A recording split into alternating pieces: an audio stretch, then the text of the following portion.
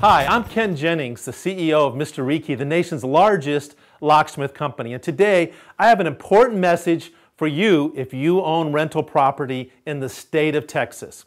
Did you know that there was a law passed in 1995 under the Texas Property Code, Section 92, that requires three things of you if you are a property owner? And I'm mentioning this because a lot of people miss this. Number one is every time there's a change of occupancy, even if it's the owner to a tenant or from tenant to tenant, you have to rekey. That's number one. What is rekeying? Rekeying is simply taking your locks off, changing the combination in the lock from the old key to a new key, putting the locks back on the door. Now, if you don't have key locks, you still have to change the card, you still have to change the combination, but most rental properties have a keyed lock and you've got to change that between tenants. Number two is you've got to make sure your doors have the right hardware, and this is a common mistake. So I brought a sample so I could show you what hardware is required. Number one, every door leaving the living area or the living perimeter has to have a keyed lock. Now whether it's a keyed knob or keyed deadbolt doesn't matter, except for one of the doors, and this is important, one of the doors has to have a keyed deadbolt. Hardware requirement number two is you've got to have a one-sided deadbolt. And this is one right here in this display. You notice how when I turn it, it locks like a deadbolt, but on the outside there's nothing. Number three, you've got to have a door viewer. And the door viewer goes on every single door that leaves the living area. The front door, the back door, the door from the kitchen to the garage has to have that door viewer.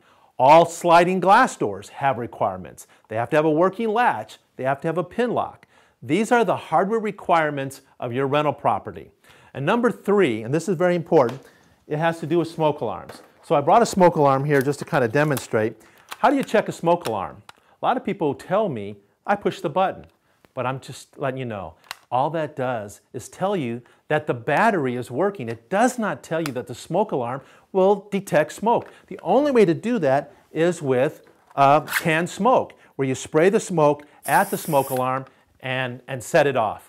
But Mr. Rieke does all this for one low price. We will check your house to make sure it meets code. We will rekey your locks.